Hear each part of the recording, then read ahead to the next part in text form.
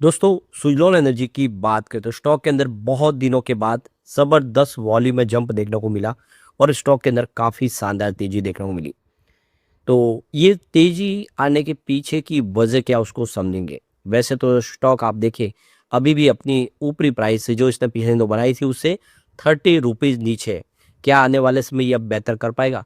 क्योंकि अब हमारे सामने Q2 का रिजल्ट आने वाला है। क्या उम्मीद है रिजल्ट से वो भी जानेंगे इस वीडियो के माध्यम से। और बड़े फंड हाउस का रुझान स्टॉक को लेकर कैसा है, क्योंकि आप देख सकते हो कभी भी किसी स्टॉक की संभावनाओं को तलाशना हो तो जो बड़े इन्वेस्टर हैं उनको ही ट्रैक करना पड़ता है, चाहे वो DI हो या फिर म्यूचुअल फंड या FI। उनके निवेश की रणनीति के हिसाब से चलने पे ही यहाँ पे फ़ायदा हो सकता है। तो क्या है संभावना जानेंगे इस वीडियो के माध्यम से।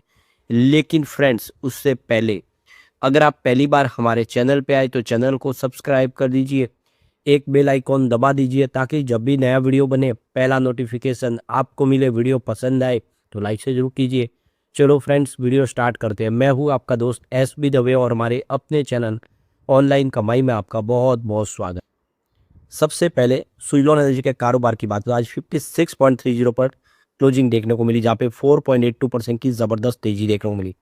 काफ़ी दिनों के बाद ये शानदार तेज़ी देखने को मिली है। तो ये देख सकते हो कि स्टॉक की शुरुआत बिल्कुल फ्लैट हुई, जो क्लोजिंग कल की थी उसी के आसपास इसने शुरुआत की। और यहाँ पे गौर करने वाले इंट्राडे में हल्की सी गिरावट भी हुई है, यानी 53.60 तक गया। लेकिन जो खरीदारी जम के शुरू हुई बड़े फंड हाउस की, उसने इसमें ज़बरदस्त तेज़ी देखने को मिली और 56.47 पर चला गया और उसी के आसपास इसने क्लोजिंग। तो बहुत दिन के बाद सुज़लॉन के शेयर में शानदार तेज़ी देखने को मिली। आप देखिए पूरे बाजार में वॉल्यूम के मामले में सुज़लॉन एनर्जी का शेयर नंबर 2 पे आ गया। काफ़ी शानदार वॉल्यूम में कामकाज हुआ और वॉल्यूम टॉपर बना। तो ये क्लियरली आप देख सकते हो वॉल्यूम के माध्यम से कि इस वॉल्यूम में जो बड़ा जंप है वो इशारा है कि बड़े फंड हाउस ने खरीदारी शुरू की। आप ये क्लियरली देखो, पिछले 1 महीने पहले इसका 6 करोड़ के आसपास का वॉल्यूम था और 3 करोड़ की डिलीवरी उठाई गई थी। 1 वीक पहले वॉल्यूम कम होते हुए 4 करोड़ के आसपास आ गया और मात्र 2 करोड़ का डिलीवरी बेस काम हुआ, यानी वॉल्यूम काफ़ी कम हो गया। और कल तो ये वॉल्यूम गिरते हुए मात्र 3 करोड़ के आसपास रह गया और 1 करोड़ का डिलीवरी बेस काम हुआ। इसका मतलब लगने लगा कि जैसे कि ये ग्राफ जिस तरह से नीचे गिरा था, उससे बात समझ में आ रही है कि यहाँ पे वॉल्यूम काफ़ी ठहर गया। लेकिन सडनली आज वॉल्यूम में तूफानी बढ़त देखने को मिली। आप देख सकते हो वॉल्यूम बढ़ते हुए 14 करोड़ तक पहुँच गया। यानी जहाँ पे वॉल्यूम लगातार कम हो रहा था और वो भी 2-5 करोड़ के आसपास वॉल्यूम था, वो वॉल्यूम में कई गुना की वृद्धि देखने को मिली और जो वॉल्यूम बढ़ा है 14 करोड़ तक चला गया है। इसका मतलब यह है कि यहाँ पे कुछ बड़े फंड हाउस ने अब जम के खरीदारी शुरू कर दी रिजल्ट के पहले और उनको उम्मीद है कि इस बार रिजल्ट बेहतर होगा और वहाँ से एक अच्छी तेज़ी देखने को मिलेगी और इसीलिए इस मौके का फ़ायदा उठाने के लिए यहाँ पे खरीदारी पहले ही शुरू हो गई है। तो इस समय जो तेज़ी के पीछे सबसे बड़ी वजह है कि कंपनी की ऑर्डर बुक बहुत मजबूत है। सुज़लॉन ने हाल में ही PSU और कमर्शियल कंपनियों से बहुत सारे नए ऑर्डर प्राप्त किए, जिससे इसकी जो कुल ऑर्डर बुक है वो आप देखें 5.7 गीगावाट तक पहुंच चुकी है। तो काफ़ी मजबूत पोर्टफोलियो और इसी वजह से लॉन्ग टर्म में जो निवेशक है उनको लग रहा है कि यहाँ पे आने वाले समय उम्मीद है कि ये स्टॉक बेहतर करेगा। तो ये देखिए कि रिटेल और लॉन्ग टर्म निवेशकों की बढ़त डिलीवरी बेल वॉल्यूम के ऊंचा रहने की वजह बनी है, जो बताता है कि अब लंबी अवधि के लिए निवेशक होल्डिंग बढ़ा रहे। ट्रेडर्स की रणनीति नज़र से कुछ पहले ट्रेडर्स ने प्रॉफिट बुकिंग की, जिससे दिन में हल्की कमजोरी देखी गई। तो अब ये रिजल्ट के पहले जिस तरह से खरीदारी शुरू हुई, ये काफ़ी बड़ा शुभ संकेत है। तो देख दो कि कंपनी का Q2 का जो रिजल्ट 30 अक्टूबर 2025 को आने वाला है, यानी 3 दिन में रिजल्ट हमारे सामने होगा। आप देखिए आज 28 तारीख हो चुकी है। तो मैनेजमेंट ने Q2 प्रीव्यू में संकेत दिया है कि मार्जिन में थोड़ा सा दबाव देखने को मिल सकता है, लेकिन ऑर्डर बुक मजबूत है, डिलीवरी रैम्प अप मौजूद रहेगा और मॉनसून के कारण डिलीवरी और ऑपरेशनल कॉस्ट बढ़ने से मार्जिन और PAT यानी प्रॉफिट आफ्टर टैक्स पर दबाव की संभावना जताई जा रही है। यानी इस बार थोड़ा सा कमजोर रिजल्ट रह सकता है, ऐसी उम्मीद है।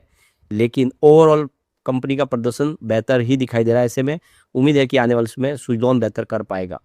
अब पिछले हम 3 क्वार्टर को अच्छे से समझे कि कैसा प्रदर्शन। दिसंबर 2024 में सेल्स 2968 करोड़ के आसपास था, जो मार्च 2024 में आप देख सकते हो कि 25 में 3773 करोड़ तक पहुंचा। यानी कंपनी का सेल्स बढ़ा, लेकिन जून क्वार्टर में सेल्स में फिर कमी आई, 3117 करोड़ के आसपास रहा। तो दिसंबर के मुकाबले प्रदर्शन बेहतर रहा। लेकिन अब अगर हम बात करें अदर इनकम की, तो 27.53 करोड़ के आसपास थी दिसंबर 2024 में। मार्च 2025 में ये 35.25 करोड़ के आसपास थी और जून क्वार्टर में 33.347 करोड़ के आसपास थी, लगभग एक जैसी थी। टोटल इनकम की बात करो 3002 करोड़ के आसपास बची थी, दिसंबर 2024 में, और मार्च क्वार्टर में ये 3,825 करोड़ के आसपास थी, जो जून क्वार्टर में 3,165 करोड़ के आसपास रही। तो ये देख सकते हो कि मार्च का महीना काफ़ी अच्छा था कंपनी के लिए जून के मुकाबले, लेकिन दिसंबर के मुकाबले बेहतर किया इनकम के मामले में भी। अब बात करें कंपनी के टोटल खर्च की, तो आप देख सकते हो कि यहाँ पे 2,475 करोड़ के आसपास था, जो देख सकते हो कि बढ़ते हुए मार्च में खर्च 3,096 करोड़ तक पहुंचा, लेकिन जून क्वार्टर में खर्च में कमी आई है। आप देखें 2,532 करोड़ के आसपास रहा है। तो इसके पीछे वजह भी आप देख, सेल्स गिरा, इस वजह से आप देख सकते हो कि थोड़े खर्च में भी कमी आई है।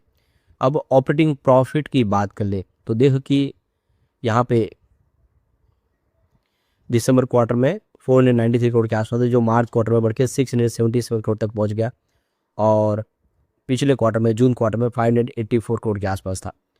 तो मार्च के मुकाबले कम जरूर हुआ है, लेकिन दिसंबर से कंपेयर करें तो ऑपरेटिंग प्रॉफिट बढ़ा है। ऑपरेटिंग प्रॉफिट मार्जिन 16.62% था दिसंबर क्वार्टर में, मार्च में बढ़ के 17.94% तक पहुंचा, और जून क्वार्टर में ये 18.976% तक पहुंचा। तो ऑपरेटिंग प्रॉफिट मार्जिन लगातार बढ़ा है। प्रॉफिट बिफोर टैक्स की बात कर ले तो 527 करोड़ का बताया था दिसंबर क्वार्टर में, जो देखो कि यहाँ पे बढ़ते हुए मार्च में ये 728 करोड़ तक पहुंचा, लेकिन जून क्वार्टर में थोड़ी सी कमी के साथ 632 करोड़ के आसपास पहुंचा। तो ये क्लियर है कि मार्च के मुकाबले रिजल्ट थोड़ा कमजोर था, लेकिन दिसंबर के मुकाबले बेहतर था। इस बार उम्मीद है कि रिजल्ट लगभग वैसा ही रहेगा, ज़्यादा इसमें तेज़ी की संभावना इस बार हम नहीं कर सकते। अब एक बार हम इसकी बैलेंस शीट को देख ले तो यहाँ पे देखिए टोटल एसेट 12,959 करोड़ के आसपास फाइनेंस 2025 में, जो 24 में काफ़ी कम 7,179 करोड़ के आसपास थी। टीए ग्रोथ इसकी 18.52% अप थी फाइनेंस 2025 में, इस बार जो 24 में 29.98% अप थी। टोटल लाइबिलिटीज़ इस बार 6,853 करोड़ के आसपास थी, जो 2024 में 3,258 करोड़ के आसपास थी। टीएल ग्रोथ 110% अप था फाइनेंस 2025 में, जो 24 में 26.34% डाउन था। टोटल इक्विटी 6,105 करोड़ के आसपास, जबकि पिछले क्वार्टर में पिछले साल मतलब 24 में 3,920 करोड़ के आसपास थी। टी ग्रोथ 55.75% अप था फाइनेंस 2025 में, जबकि 24 में 256% अप था।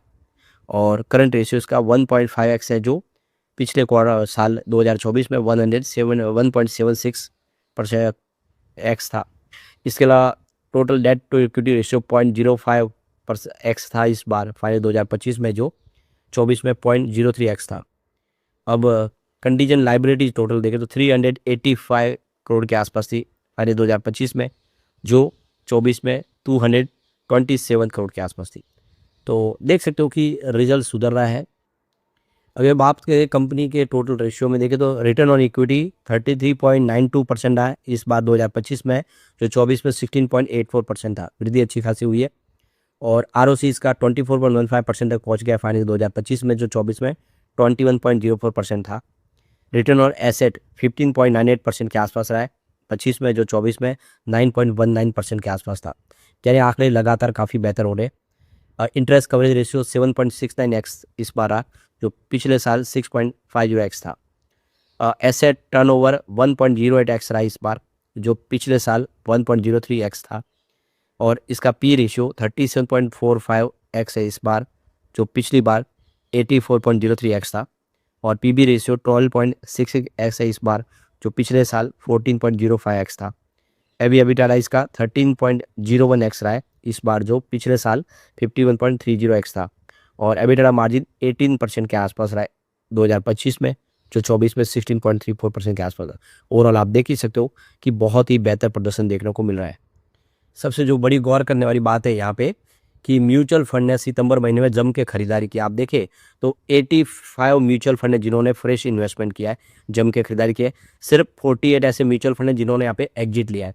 तो ये क्लियर समझ सकते हो कि खरीदारी का आंकड़ा काफ़ी बड़ा है। बहुत सारे म्यूचुअल फंड ने निवेश किया है, जो बिकवाली का आंकड़ा कम है, जिससे आप समझ सकते हो कि उम्मीद है कि यहाँ से अब अच्छी संभावना बन जाएगी। स्टॉक काफ़ी फेयर वैल्यू पे है और डिस्काउंट पे है, तो लोग इसका फ़ायदा उठा रहे।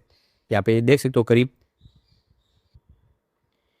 5,66,92,194 शेयरों की अदला बदली होती हुई दिखाई देगी आपको, देख सकते हो कि सितंबर महीने में। ऐसे में हम उम्मीद करें कि इस बार भी रिजल्ट बेहतर होगा और ये स्टॉक फिर बेहतर कर पाएगा। लेकिन फ्रेंड्स, कोई भी इन्वेस्टमेंट करने से पहले अपने फाइनेंशियल एडवाइजर से एडवाइस ले ले या अपना खुद का रिसर्च करें, क्योंकि मैंने वीडियो आपके एजुकेशनल पर्पज़ के लिए ही बनाया। वीडियो पसंद आए तो लाइक से ज़रूर कीजिए और चैनल को सब्सक्राइब कर दीजिए। Thank you friends.